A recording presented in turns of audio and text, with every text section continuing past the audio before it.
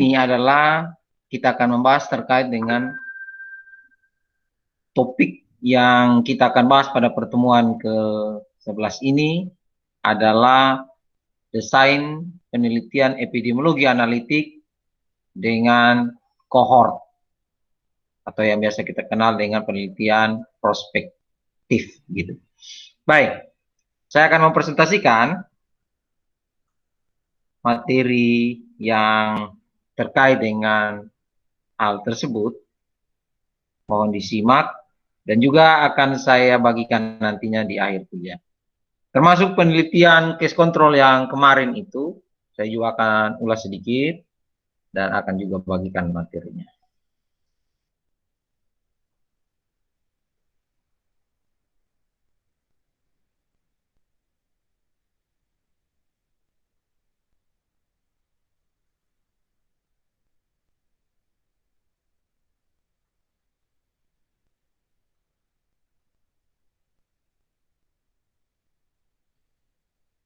Baik, ya penelitian kohort atau yang tadi saya katakan adalah penelitian prospeksional atau prospektif.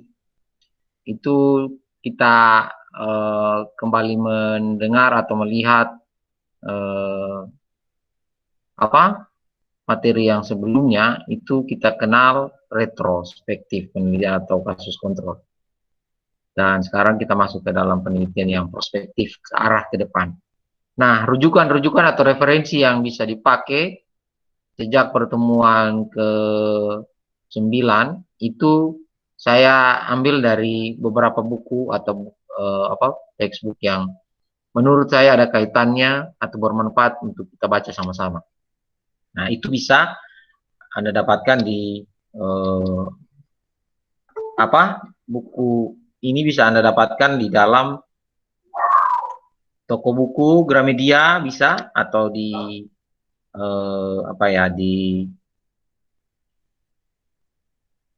ada juga mungkin yang dijual secara online.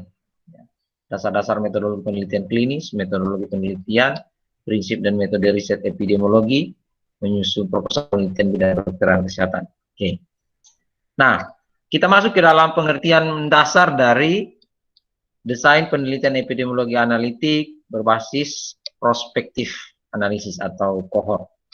Cara pengertian, kohort itu adalah rancangan penelitian epidemiologi analitik observasional.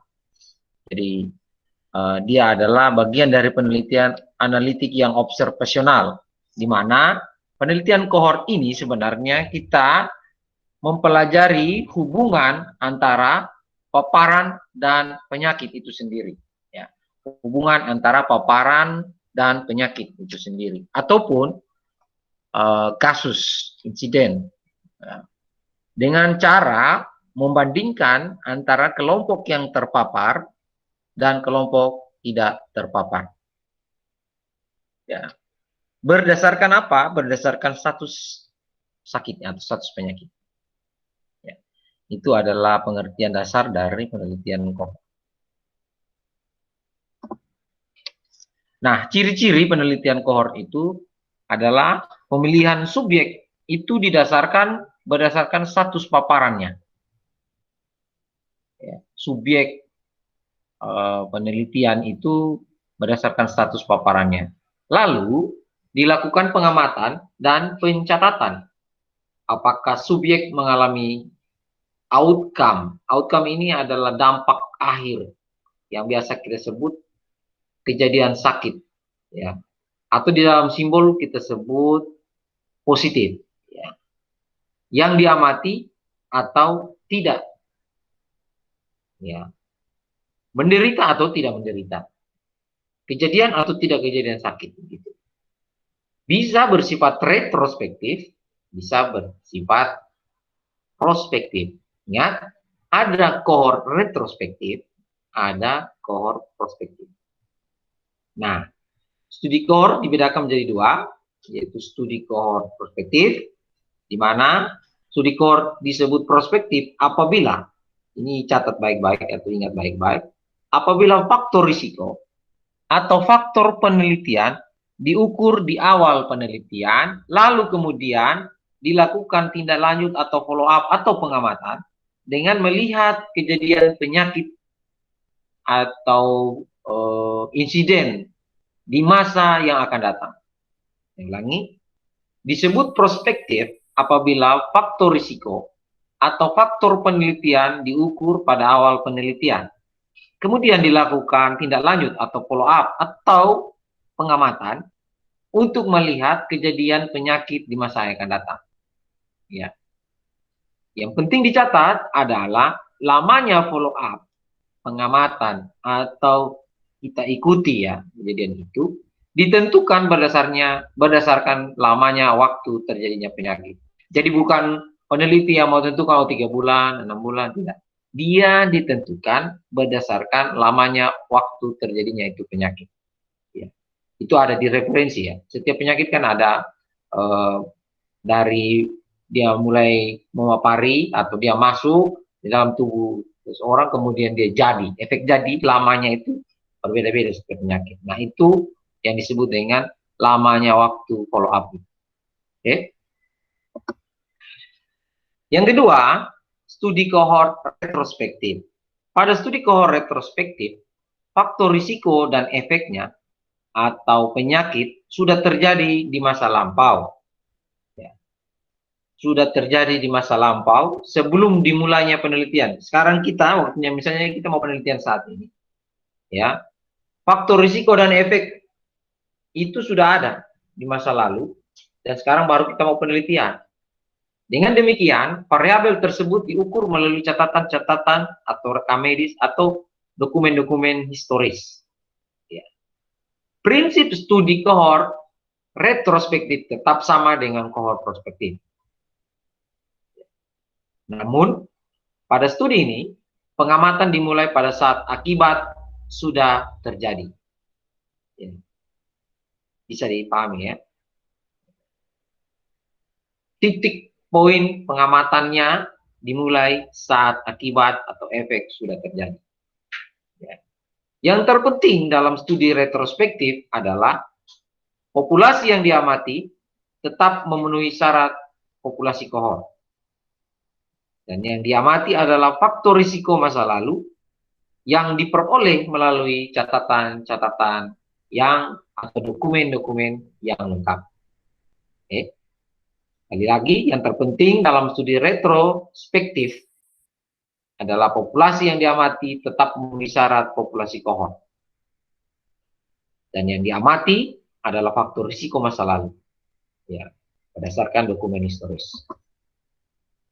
Dengan demikian, bentuk penelitian kohort retrospektif hanyalah dapat dilakukan. Ya. Apabila syarat-syaratnya data tentang faktor risiko tercatat dengan baik sejak terjadi paparan pada populasi yang sama dengan efek yang ditemukan pada awal pengamatan. Oke, itu syaratnya. Bahwa penelitian kohort retro hanya dapat dilakukan apabila data tentang faktor risiko tercatat dengan baik sejak terjadinya paparan. Ya, ini kekuatannya di sini. Tercatat dengan baik sejak terjadinya paparan pada populasi yang sama dengan efek yang ditemukan pada awal-awal pengamatan. Kira jelas ya. Kalau ada yang belum dipahami atau mungkin pada saat saya menyajikan materi itu ada yang dirasa kurang, butuh penjelasan, bisa langsung di interupsi. Baik. Itu adalah pengantar apa yang ini penelitian kohort yang kita ketahui, ada itu kohort prospektif, ada kohort retrospektif. Ya. Nah, secara sederhananya karakteristik penelitian kohort itu bersifat observasional. Pengamatan dilakukan dari sebab ke akibat. Ya. Disebut sebagai studi insiden. Ya. Oke. Terdapat kelompok kontrol dan juga terdapat hipotesis spesifik. Ya. Tadi sudah saya jelaskan, ada prospektif, ada juga retrospektif. Ya. Kekuatan kohort retro pada dokumen yang lengkap. Bukan hanya sekedar catatan, tetapi harus lengkap. Memuat variabel-variabel keterangan-keterangan yang terkait dengan efek dan paparan pada populasi yang sama. Ya. Harus dipahami itu populasinya sama. Oke, saya kira itu pengantarnya. Kalau ada yang mau didiskusikan, saya persilakan. Saya kasih waktu 1 menit. Kalau tidak ada, kita lanjut. Bapak, izin bertanya, Bapak. Baik, silakan, Devini. Bapak, ini kan di dalam karakteristik penelitian kohort juga ada poin terdapat kelompok kontrol. Apa perbedaannya kontrol dalam penelitian kohort yang retrospektif dengan kontrol yang ada di case control tadi, Bapak? Maksudnya ini kalau menurut saya kesannya jadi agak mirip karena case control kan sifatnya juga retrospektif, toh Bapak. Mungkin itu saja pertanyaan Bapak. Terima kasih. Baik. Sebentar akan saya jelaskan dalam bentuk skema, ada di slide-slide sebelumnya, setelahnya. Oke. Yang jelas bahwa dalam penelitian kohort ini memang ada kontrol. Kontrol ini kelompok responden atau klien yang kita amati dengan catatan dia bebas dari paparan begitu. Ya, nanti sebentar saya akan jelaskan. Hanya yang paling mendasar ini terkait dengan follow up. Dia ini kita harus ikuti. Banyak para ahli yang menyatakan ada terkandung hasad di dalamnya. Kok peneliti membiarkan seseorang menderita sakit baru di analis gitu. Ada juga yang bilang ya sebenarnya penelitian-penelitian kohort ini bisa bisa dikatakan lebih menarik, lebih baik dibanding dengan jenis penelitian yang lain karena benar-benar kita tahu dan kita amati kejadian dari awal sampai jadinya suatu penyakit begitu. Ya, walaupun ada perdebatan di situ, itu ada hasar terkandung di situ. Ya, kita lepas dari itu perdebatan, kita masuk ke dalam yang paling prinsip dalam penelitian kohort bahwa kita juga upayanya adalah mau melihat korelasional, kaitan, hubungan sehingga kedepannya bisa kita cegah tidak terjadinya sakit. Oke.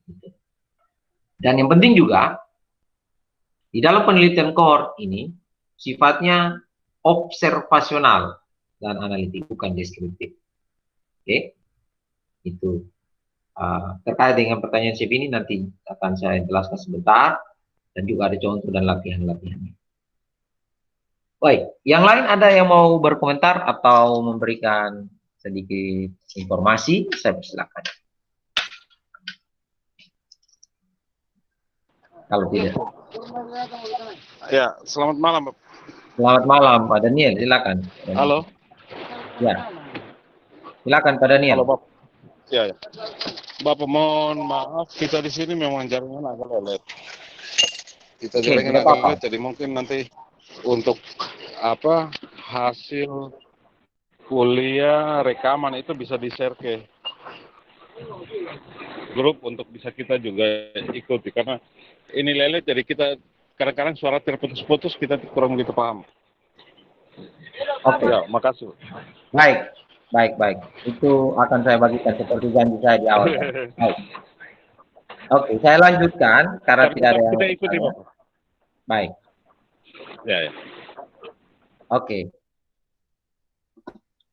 Nah, penelitian kohort itu tentu memiliki keunggulan sama dengan jenis penelitian sebelum-sebelumnya, ada cross-sectional, ada case control, mereka juga memiliki keunggulan. Ya, kohort sendiri juga memiliki keunggulan. Keunggulannya apa? Di awal penelitian, peneliti sudah menetapkan bahwa subjek harus bebas dari penyakit. Ya. Oke. Kemudian diikuti sepanjang periode waktu tertentu. sampai timbulnya penyakit yang diinginkan itu dan diteliti. Sehingga sekuensial waktu antara faktor risiko dan penyakit atau efek dapat diketahui secara pasti. Itu keunggulannya. Ya. Saya ulangi. Keunggulan yang pertama, di awal penelitian sudah kita tetapkan bahwa subjek harus bebas dari penyakit. Ya. Oke. Kemudian diikuti sepanjang periode waktu tertentu sampai timbulnya penyakit yang diteliti. Ya. Sehingga sekuens waktu antara faktor risiko dan penyakit atau efek dapat diketahui. Yang berikut, dapat menghitung dengan akurat jumlah paparan yang dialami oleh populasi. Ya. Dapat menghitung dengan akurat jumlah paparan yang dialami oleh populasi. Kemudian keunggulan yang ketiga, dapat menghitung laju insiden atau kecepatan terjadinya satu penyakit karena penelitian ini dimulai dari faktor risiko sampai terjadinya penyakit. Laju insiden bisa kita hitung. Keunggulan yang keempat, dapat meneliti paparan yang langka terjadi. Oke, dapat melihat atau meneliti penyakit-penyakit yang langka. Keunggulan yang berikut adalah memungkinkan peneliti mempelajari sejumlah efek atau penyakit secara serentak. Ya, memungkinkan peneliti mempelajari sejumlah efek atau penyakit secara serentak dalam sebuah paparan. Gitu. Ya. Misalnya, apabila kita telah mengidentifikasi kohort berdasarkan pemakaian kontrasepsi oral, maka dengan studi kohort dapat diketahui sejumlah kemungkinan efek dari kontrasepsi oral pada sejumlah penyakit. Seperti misalnya efek pada infark atau terjadinya infark miokardium, terjadinya CA mama, dan mungkin CA cervix atau kanker ovarium. Oke. Keunggulan berikutnya, dapat memeriksa dan mendiagnosa dengan teliti penyakit yang terjadi. Maka tadi saya awali dengan ada beberapa peneliti atau pakar yang mengatakan ini adalah desain penelitian yang paling baik begitu. Ya, karena ini ternyata dapat memeriksa dan mendiagnosa dengan teliti penyakit yang terjadi. Ya. Keunggulan berikutnya, bias-bias yang terjadi dalam menyeleksi subjek dan menentukan status paparan itu ternyata kecil. Ya, dalam penentuan subjek, dalam seleksi subjek, dan menentukan status paparan itu sangat kecil. Itu adalah keunggulan dari penelitian kohort. Keunggulan yang berikutnya, hubungan yang terjadi atau hubungan sebab akibat lebih jelas dan lebih meyakinkan. Kenapa? Karena begini, dari awal kita mengetahui dia tidak terkena kasus. Oke? Kita ikuti sampai dia jadi dengan paparan yang atau faktor risiko yang kita duga dan kemudian jadi itu lebih meyakinkan. Ya, dengan periode waktu follow up itu yang tertentu. Hubungan sebab akibat lebih jelas dan lebih meyakinkan. Nah, itu keunggulan-keunggulannya. Tetapi ingat, dia juga memiliki kelemahan. Ternyata dia memiliki kelemahan. Yang pertama, penelitian kohort atau desain epidemiologi analitik dengan berbasis desain kohort ini tidak efisien dan tidak praktis untuk mempelajari kasus-kasus yang langka. Ya, walaupun dia cocok untuk penelitian kasus yang langka, tapi ternyata tidak efisien dan tidak praktis. Ya mungkin itu karena dalam periode waktunya terlalu banyak atau butuh waktu yang lama. Oke. Kemudian pada studi prospektif akan memerlukan biaya. Jelas biayanya mahal. dan butuh banyak materi begitu ya, selain biaya juga materi, dan membutuhkan banyak waktu, materi, uang, tenaga, waktu, ya kan? Bagaimana tidak kita sebagai peneliti akan dengan sabar, tekun, bahkan membujuk subjek ya untuk tetap mau diamati, ya, membujuk atau merayu subjek itu untuk tetap tidak lost atau tidak missing di dalam penelitian kita. Itu pasti butuh effort tertentu, ya, mungkin waktu, perasaan, tenaga, dan bisa jadi juga biaya. Oke. Pada studi retrospektif membutuhkan ketersediaan catatan yang lengkap dan akurat. Itu.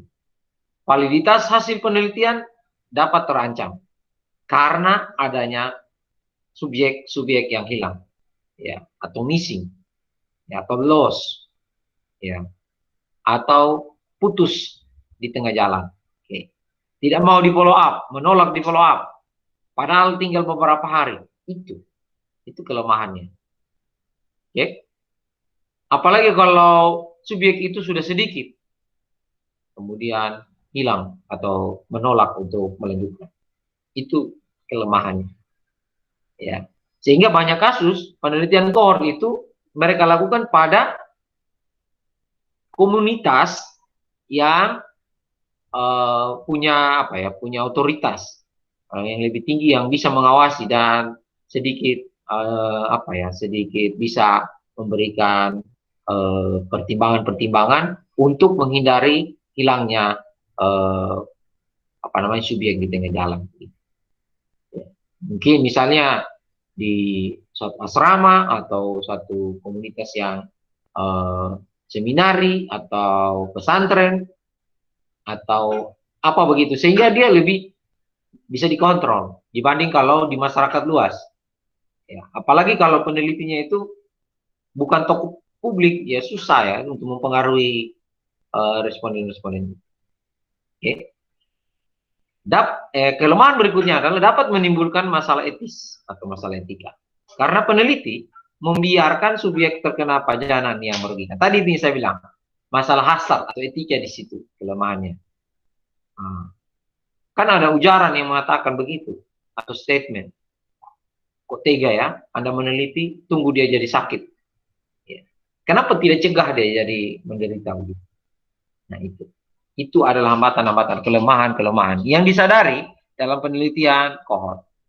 Bukan berarti bahwa itu tidak penting, tetapi itu ya harus kita sadari ada di dalam penelitian cohort. Ya, secara skematis ya seperti ini. Ya. Yang merah ini adalah di mana kita berada sekarang. Ya, penelitian kita akan mulai di situ. Ya. Kemudian kita akan follow up atau prospektif ke depan. Apakah terjadi efek? Nah, yang disebut dengan kontrol tadi, ya, dalam skema ini kita lihat berdasarkan paparan atau berdasarkan faktor risikonya. Subjek tanpa faktor risiko dan tanpa efek. Ya, kontrolnya ada di situ. Jadi perbandingan di situ ada. Ada faktor risiko positif atau paparan yang mungkin terjadi, dan ada faktor risiko yang negatif. Ya, sebentar ada contohnya, lebih praktis lagi. Kemudian dari faktor risiko positif itu, ya, kita lihat efeknya ke depan. Kita prospektif dia atau kita follow up dia sampai efeknya keluar menjadi positif. Itu kita sebut A, simbolisnya A. Kemudian dari faktor risiko atau faktor-faktor yang menyebabkan dia bisa menderita, kemudian kita lihat efeknya atau dia jadi apa begitu, ternyata dia negatif, itu disebut dengan simbol B. Kemudian ada juga faktor risiko negatif. Ya, dari faktor risiko negatif itu kita lihat ke depan, apakah dari ketiadaan faktor risiko ternyata dia menderita. Ya, kan bisa jadi seperti itu. Ada orang yang tidak terpapar atau tidak memiliki faktor risiko, ternyata dia jadi atau sakit begitu. Ada orang yang tidak terpapar, tetapi memang betul-betul dia tidak sakit.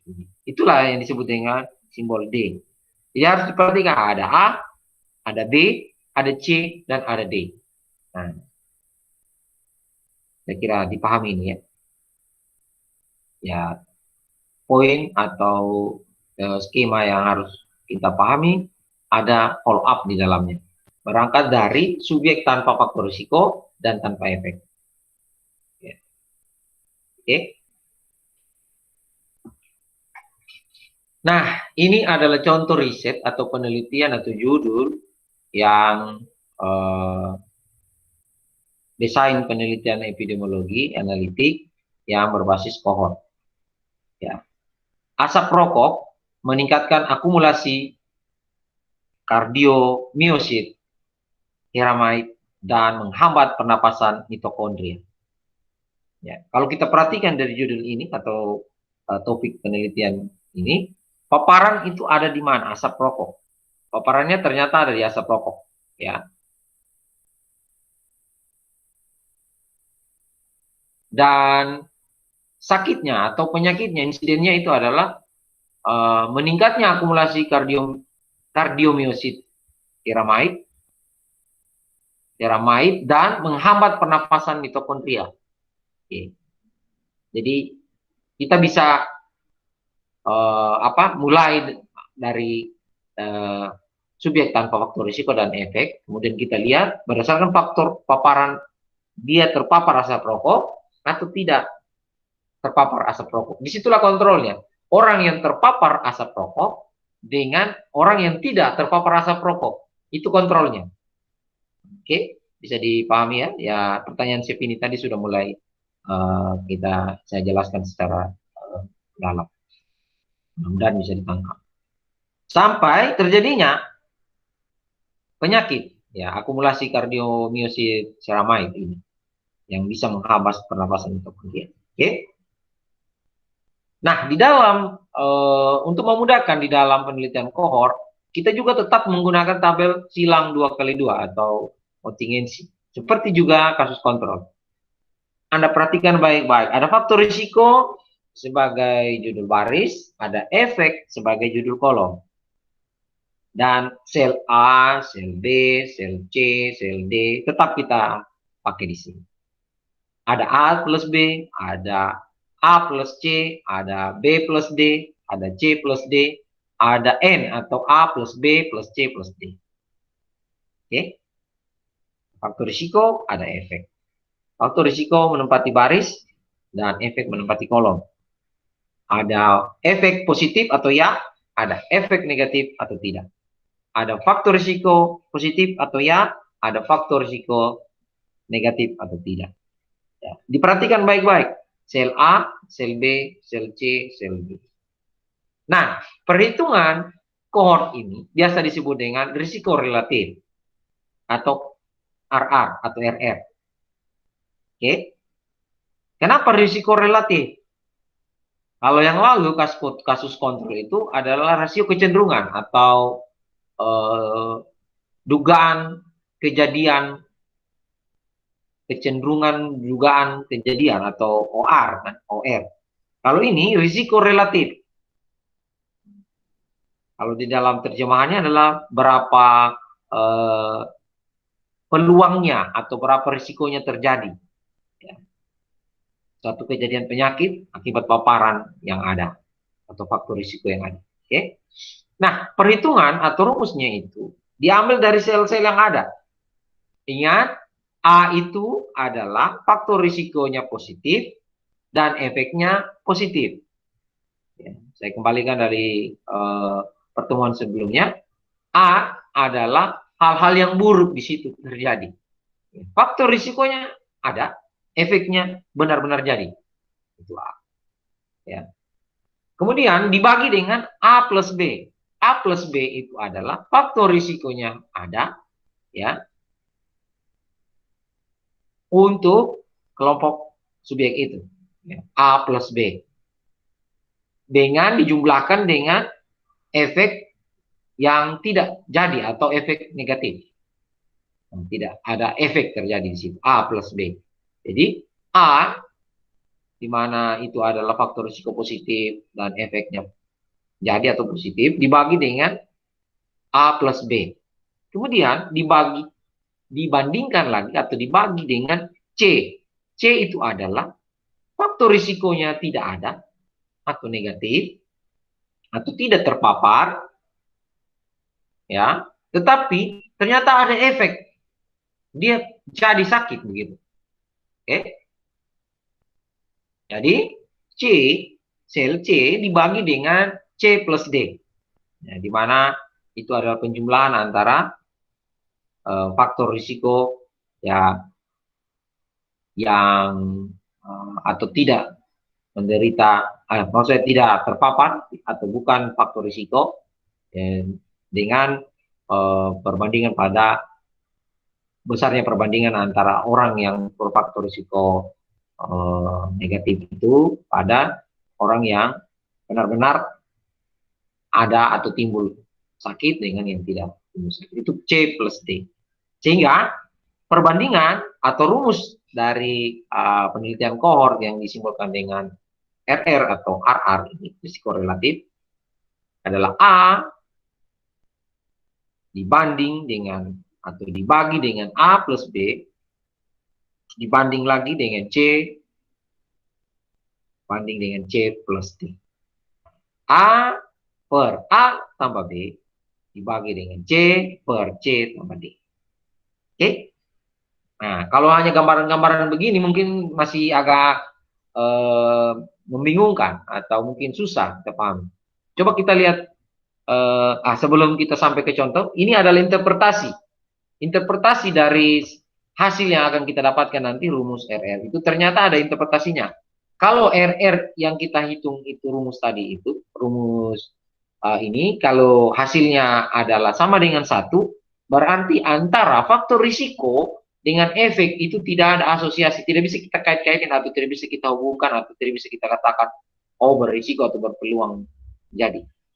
Itu kalau nilainya RR-nya sama dengan 1. Kalau RR-nya kurang daripada 1, maka bisa kita interpretasikan efek yang ada di kolom itu menurunkan risiko. Efek menurunkan risiko atau ada efek perlindungan di situ. Ya. Protective effect. Tetapi ini yang penting, kalau RR-nya lebih besar daripada 1, maka sebenarnya efek meningkatkan risiko. Ya. Oke. Efek meningkatkan risiko atau destructive effect atau harmful. Ya. Ini yang kita bilang atau biasa kita baca, berapa besar faktor risiko itu menyebabkan jadinya suatu penyakit atau efek. Oke. Nah, ini adalah latihan atau contoh. Nanti akan saya bagikan juga. Silakan disimak baik-baik. Mungkin bisa nanti dilihat lagi di rumah masing-masing. Ini ada contoh. Contohnya ini adalah penelitian ingin mengetahui apakah paparan debu pabrik semen, ya kan, pabrik semen itu waktu dia operasional dia pasti ada serpian-serpian atau ada partikel-partikel yang terlepas yang bisa menyebabkan polusi, ya disebut polutan kan gitu.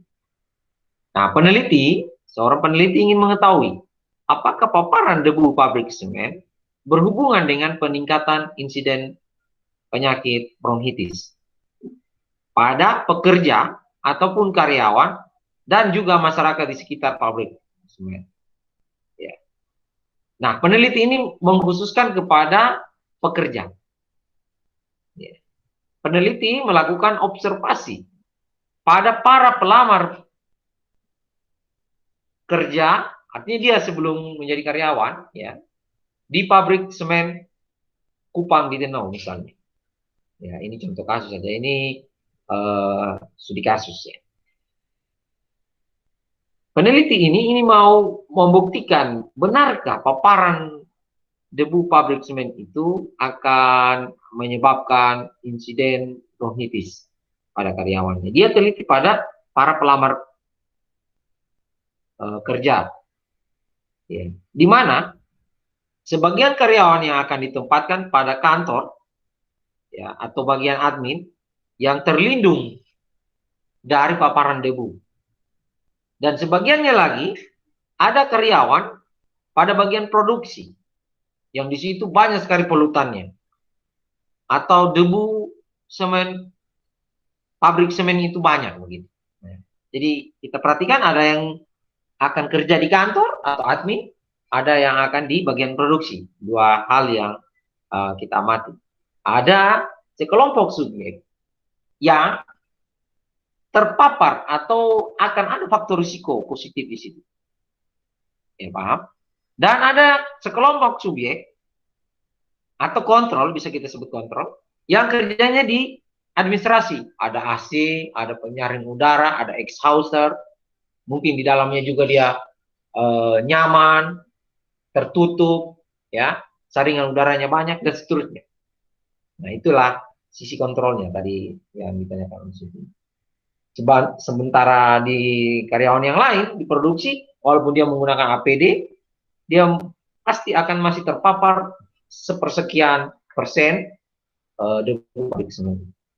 Ya, bisa dipahami konsepnya ini ya. Oke. Pengamatan kemudian dilakukan selama beberapa periode waktu. Ya. Dia tetapkan sendiri waktunya.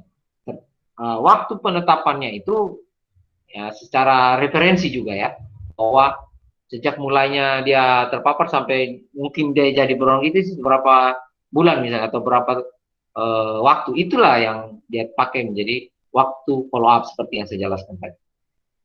Dan ditentukan berapa dari pekerja di bagian admin yang mau diamati dan berapa pekerja di bagian produksi yang menderita bronkitis. Oke. Dimulai dari sejak pertama dia bekerja, ya kan namanya pelamar kan. Sejak dia, oh Anda diterima, silakan Anda datang bekerja, mungkin Anda akan ditempatkan di bagian produksi.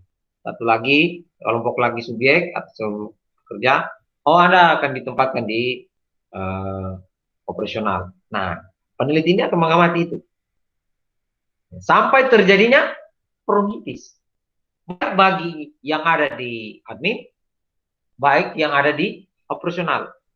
Kan kita tidak tahu, ya, orang yang ada di AC bersih setiap hari bisa saja dia terkena bronkitis. Ada juga, ya, di bagian operasional yang kita duga dia akan menderita bronkitis, tapi tidak menderita. Kan itu yang akan kita amati, yang akan kita ikuti. Benarkah perbandingan-perbandingan ini? Saya ulangi, orang pekerja yang di dalam kantor yang adem ayem, mungkin menggunakan APD dan ada AC, exhauster dan pembersihan di situ terjadi, bisa jadi dia kena bronkitis dan juga bisa jadi tidak kena bronkitis. Sebaliknya, orang yang di operasional, ya, walaupun dia menggunakan APD, bisa jadi dia tidak kena bronkitis dan bisa jadi dia memang kena. Nah, kita ikuti, kita tunggu apa yang akan terjadi. Beberapa waktu itu ditentukan oleh peneliti. Bisa ditangkap maksud saya? Ya, pelan-pelan. Mudah-mudahan bisa dipahami dulu konsepnya ini. Mengenai hitung-hitungannya kan gampang. Itu tinggal kita masukkan di dalam tabel 2x2. Oke? Baik. Kalau memang belum ada yang, masih ada yang mengganjal, silakan ya, terus. Nah, selanjutnya, kalau kita buat dia di dalam skema seperti ini. Ada karyawan di pabrik yang kerjanya di operasional, terpapar debu. Oke? Sebaliknya, atau perbandingannya, ada karyawan di kantor atau administrasi tidak terpapar debu. Nah, tadi juga saya sudah jelas. Kita akan amati, benarkah dia bronkitis? Ya, itu yang disebut dengan A, ya kan? Sel A. Kemudian dari karyawan yang di pabrik atau operasional itu kita amati apakah dia tidak bronkitis. Nah, itulah sel B. Kemudian karyawan yang terlindungi, apakah di dalam ruangan itu nanti walaupun dia terhindar dari debu atau tidak terpapar debu, apakah dia ada efek positifnya atau bronkitis? Atau sesuai dengan teori bahwa dia mungkin akan selamat tapi tidak bronkitis. Nah, ada sel A, ada sel B, ada sel C, ada sel D. Itu yang sebenarnya kita amat-amat bisa dipahami nih ya. Benar-benar bisa dipahami. Oke, selanjutnya. Dari persoalan tadi, ya contoh kita ambil kasus lah. Ya. Total dari dari karyawan kita ambil itu jumlahnya adalah yang yang di sel A itu ada 20 pekerja. Okay. Yang di sel B ada 20 pekerja. Berarti yang benar-benar terpapar debu semen itu ada 40 orang. 20 ditambah dengan 20. Ya, sel A ditambah dengan sel B. Oke. Kemudian kita perhatikan yang tidak terpapar atau sel C itu ada 10. Tidak terpapar namun bronkitis, ternyata bronkitis. Itu ada 10 pekerja atau karyawan. Oke. Dan yang tidak terpapar dan memang tidak bronkitis ada 30 karyawan. Oke. Jumlah keseluruhannya berapa karyawan?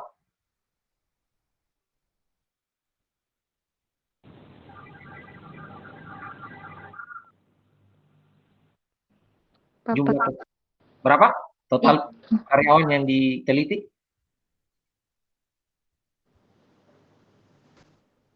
30 kok, Pak. Nah, tolong perhatikan baik-baik. Totalnya itu adalah penjumlahan A plus B plus C plus D. Total karyawan. Ada? 80. 80. Nah, 80 itu berarti 40 adalah yang terpapar debu, ada 40 yang tidak terpapar. Dari 80 itu ada 30 yang bronkitis, ada 50 yang tidak bronkitis. Oke, kita lanjut. Nah, dari persamaan atau rumus yang sudah tadi kita lihat, rumusnya itu adalah RR adalah sel A per A plus B dibagi atau dibandingkan dengan sel C per C plus D. Oke, coba kita masukkan nilainya dapat 20 atau A itu kan 20 dibagi dengan 40, benar ya? Dibandingkan dengan 10 per C plus D atau 10 tambah 30 atau 40 ya. Jadi A per A plus B dibandingkan dengan C per C plus D. Yaitu 20 per 40 dibandingkan dengan 10 per 40. 20 per 40 kan 1/2 ya, atau 0,5. 10 per 40 kan 0,25, itu 1/4. Jadi, hasil perhitungannya adalah dapat nilai RR-nya sama dengan 2. Ya, masih ingat ya ini cara menghitungnya ya, masih mudah.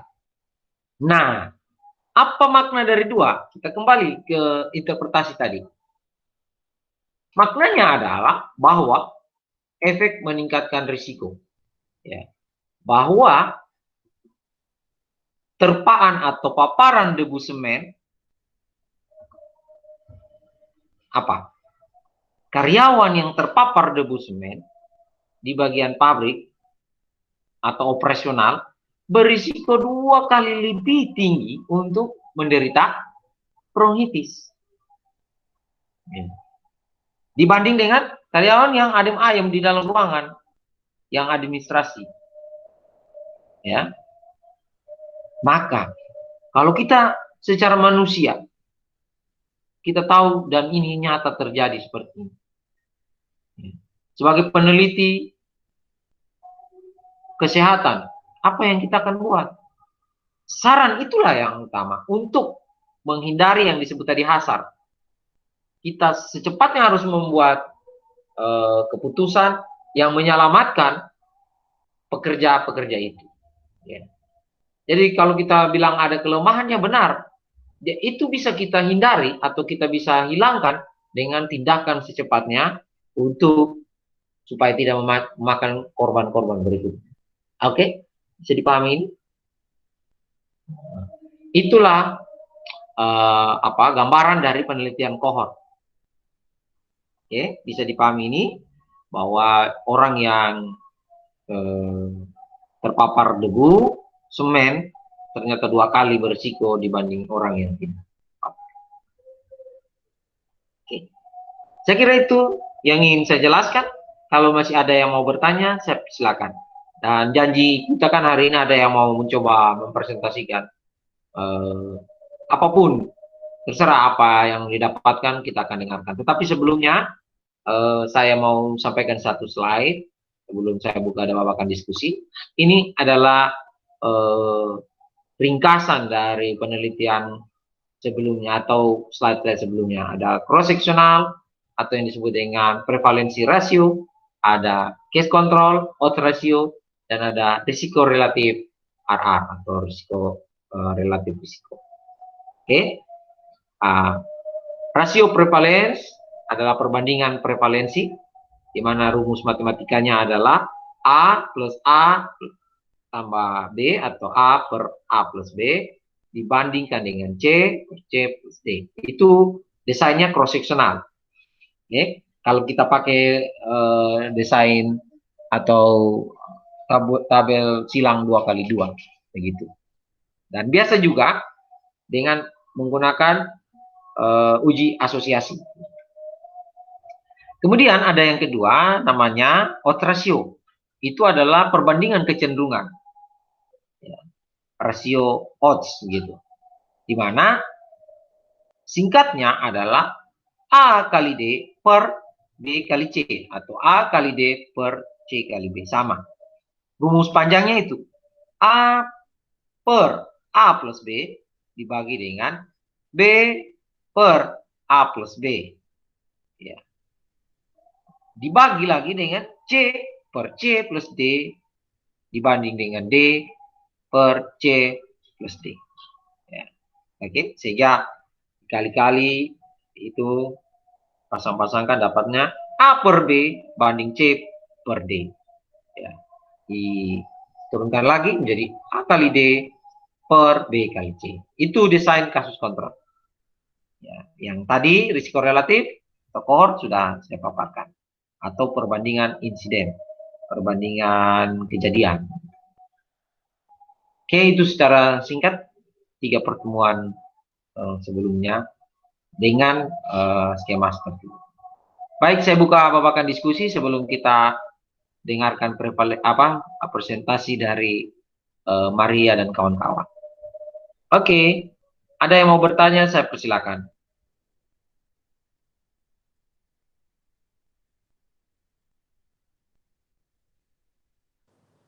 Bapak, saya mau tanya lagi. Ya, silakan. Stephanie. Bapak, untuk yang bagian kohort tadi itu tadi Bapak sempat sebutkan bahwa bisa dia harus menggunakan populasi yang berbeda ya Bapak ya. Oke. Bisa tidak, maksudnya ketika kita melakukan penelitian kohort itu sampelnya itu diambil dari satu populasi yang sama, tapi ada kelompok yang sifatnya tidak terpapar dan ada kelompok yang terpapar begitu, tapi mereka dari satu populasi yang sama. Itu kira-kira bisa tidak Bapak? Terima kasih. Sebelum saya lupa, saya langsung jawab. Ya, benar. Populasi itu dibedakan, tapi dari populasi yang sama, karyawan yang sama begitu. Oke. Statusnya kan karyawan. Kalau kita pakai lingkup contoh yang tadi, dia di pabrik semen itu. Nah, populasinya sama, tetapi dia dibedakan lagi. menjadi populasi yang berbeda atau kamar yang berbeda. Ada operasional, ada administrasi. Oke. Jadi berangkat dari populasi yang sama, karyawan sama-sama di pabrik semen itu. Kalau kita mau di dalam komunitas, misalnya kita mau di dalam komunitas, berarti harus dalam satu wilayah yang sama. Nah, kalau mau luas lagi, harus global yang sama, di dunia yang sama. Tapi kamar-kamarnya ini yang kita beda-bedakan. Yang tadi sempat disinggung, mana kontrolnya begitu ya. Ya. Kontrolnya berarti yang tidak terpapar debu semen. Oke, ada lagi yang mau bertanya? Saya persilakan. Bapak maaf sedikit lagi. Dalam penelitian kohort ini dia punya yang terpapar dengan yang tidak terpapar itu dia punya sampel harus jumlahnya sama ke Bapak atau bisa juga berbeda sama dengan yang kemarin di case control itu? Oh iya, oke. Agak sedikit berbeda dengan kelompok kontrol tadi itu, ya. Maksud saya di dalam kasus kontrol antara kasus dengan kontrol bisa 1:1, 1:2. Kalau di sini jumlah saya kasih slide-nya saja kembali.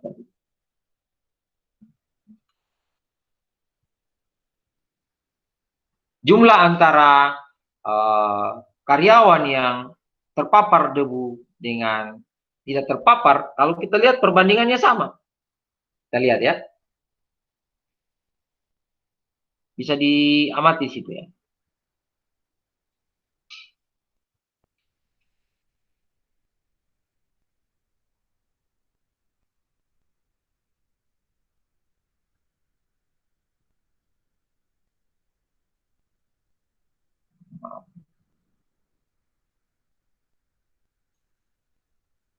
Diperhatikan di dalam slide ini, antara karyawan yang terpapar dengan yang tidak terpapar itu jumlahnya 40 yang tidak terpapar, dan yang terpapar 40. Ya. Yang berbeda itu ada pada efek atau kejadiannya, begitu. Jadi harus sama. Namanya kan kita mau bandingkan ini orang jumlahnya begitu harus seimbang begitu. Nah, berbeda sedikit dengan kasus kontrol. Kasus kontrol bisa 1:1. Oke, yang terpapar misalnya 40, yang tidak terpapar 40 bisa. Tapi kalau kalau kasus kontrol bisa juga 1:2 begitu. Oke. Kalau di sini kita pakai yang seimbang begitu. Kenapa?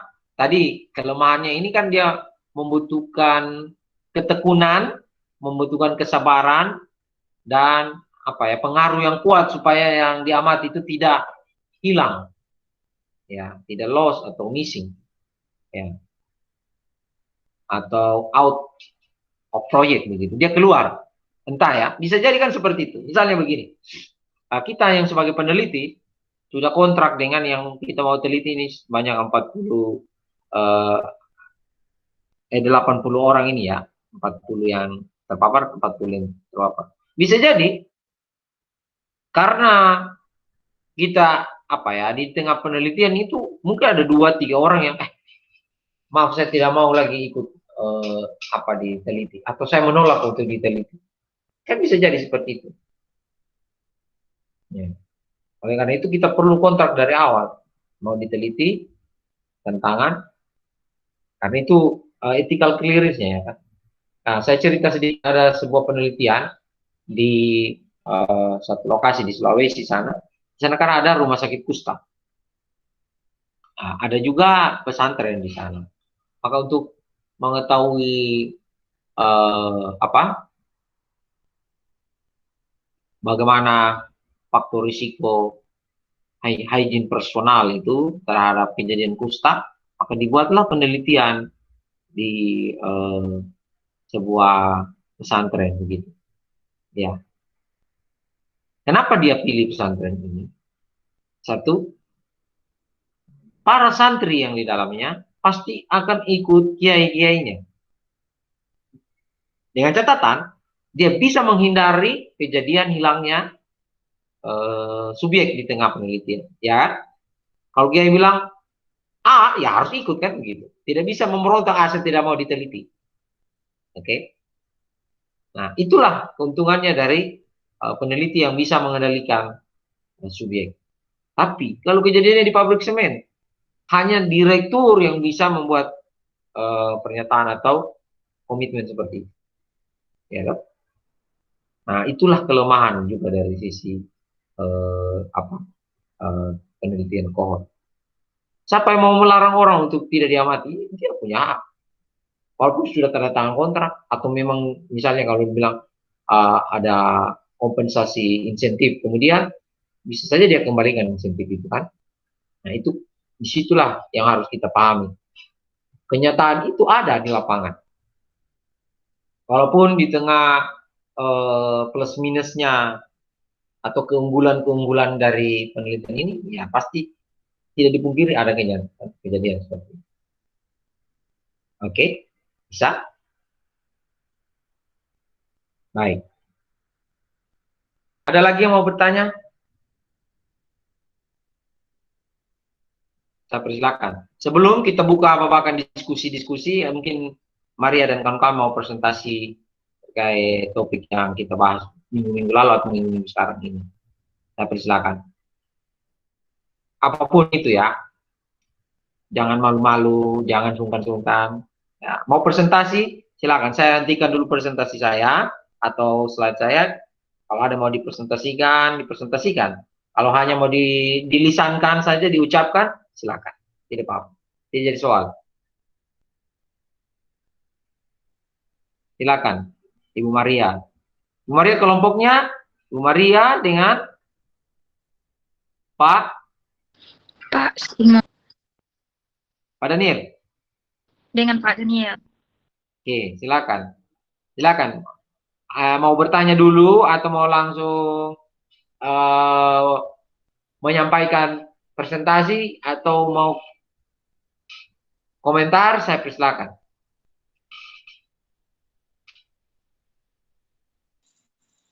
Baik, ini Bapak, mohon Ya. maaf, ini kami lampu padam, jadi agak gelap di sini Bapak. Saya mau presentasi tapi harus pakai laptop, dan laptop harus charger dulu baru bisa nyala Bapak. Baik. Ya, kalau Oke. bisa Pak Simon lebih dulu. Ya, oke, silakan omong saja. Pak Simon omong saja, atau Pak Daniel omong saja, silakan. Kita tunggu.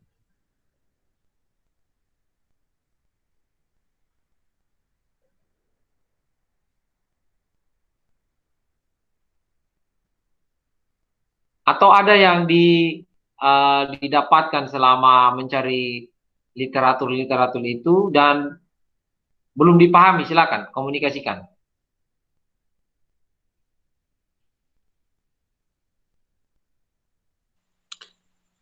Bapak, kalau saya Ya. yang saya cari itu kan di Google Scholar ya. Terus Ya. kalau yang di Sinta itu Bapak saya setengah mati. Itu link Bapak. Oke. Iya. Sudah pernah cari di Scopus atau Science Direct, jurnal internasional? Belum Bapak. Oh, belum. Saya hanya di Google Scholar itu Bapak, terus mencoba untuk ke Sinta tapi agak setengah mati Bapak. Oke. Contoh-contoh yang di-download di Google Scholar itu cross-sectional, kasus kontrol kah? Atau cohort? Yang saya dapat cross-sectional juga sama kasus kontrol juga Bapak. Oke. Bisa dipahami? Yang saya dapat itu case control sama cross-sectional Bapak. Oke. Mencoba untuk memahami Bapak. Tapi bisa dipahami, mengerti dengan jalan pemikiran atau jalan penelitian yang dilihat itu bisa dipahami ya? Bisa Bapak, bisa. Oke, baik. Kalau boleh saya tanya, Maria, Simon, dan Pak Daniel itu mau mau pilih desain apa? Sudah 3 ini pilihan yang saya sampaikan. Atau ketiga-tiganya juga tidak apa-apa. Nah, kemarin Pak Daniel sudah sempat omong dia punya. Almaria dengan Simon bagaimana? Mau tertarik yang mana? Kan ada 3 pilihan, mau cross-seksional kah? Mau case control kah? Mau ini cohort kah? Atau mungkin seperti Pak Daniel, dia mungkin tidak ke sana, dia lebih ke hal-hal yang terkait dengan manajemen, lebih ke mungkin nantinya juga akan sampai ke cross-seksional tapi bersifat deskriptif. Bagaimana?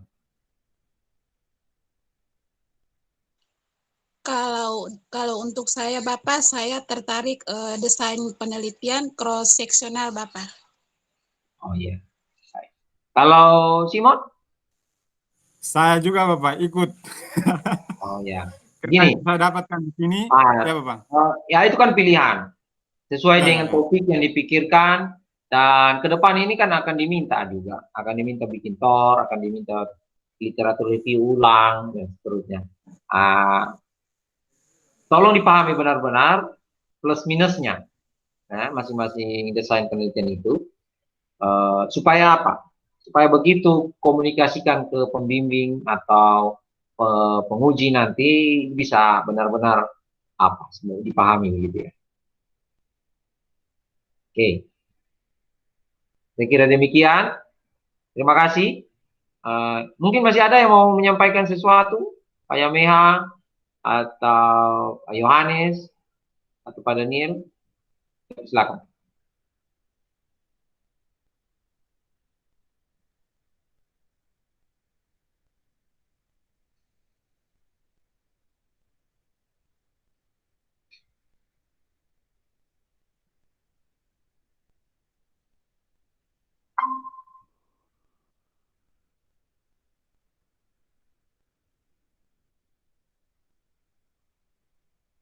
Kalau tidak ada, pertemuan kita cukup hari ini, ya. Mudah-mudahan kita bisa bertemu kembali lagi.